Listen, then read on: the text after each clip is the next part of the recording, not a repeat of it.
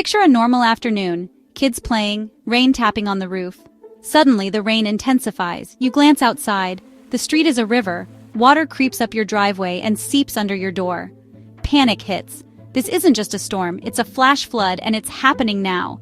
Flash floods strike with little warning, turning familiar places into dangerous currents in minutes. Unlike slow river floods, flash floods give you almost no time to react. They can be triggered by a single, intense downpour, even if you're miles from the heaviest rain. Water rushes downstream, flooding low areas with incredible force. The key to safety is recognizing that any rainy day can escalate fast. Being prepared isn't about fear. It's about having a plan so you're ready to act. When every second counts, knowing what to do can save lives. Let's break down what you need to know to keep your family safe.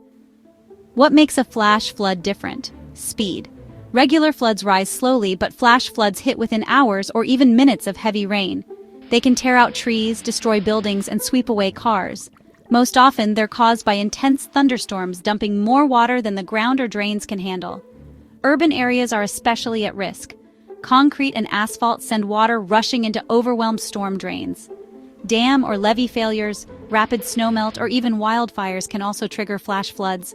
Even deserts and mountains aren't immune. Flash floods can happen almost anywhere.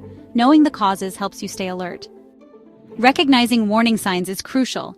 Watch for relentless heavy rain, fast rising streams, or water turning muddy and debris-filled. Listen for a sudden roaring noise, like a freight train, especially near rivers or canyons. If you sense danger, trust your instincts and get to higher ground immediately. High-risk areas include low-lying neighborhoods, places near rivers, urban zones with poor drainage, and areas below dams or steep hills. Wildfire burn scars and canyons are especially vulnerable. Drivers are at huge risk. Over half of flash flood deaths happen in vehicles. Just a foot of water can float a car. 2 feet can sweep it away. If you see a flooded road, turn around. Don't risk it. Your car is not a boat. Preparation is your best defense. Know if you live in a flood-prone area, check FEMA maps or local resources.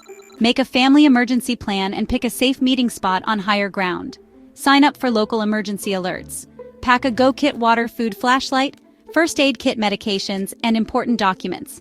Move valuables upstairs and secure outdoor items if you have time. When a flash flood warning hits, act fast. Get to higher ground. Never walk, swim, or drive through floodwaters. They're deeper and faster than they look. If you're home, move to the highest level. Only go to the attic if you can escape to the roof. If your car stalls in water, get out and move to safety. Wait for official updates before returning home. Dangers remain after the water recedes. Floodwater can be contaminated and hide sharp debris or downed power lines.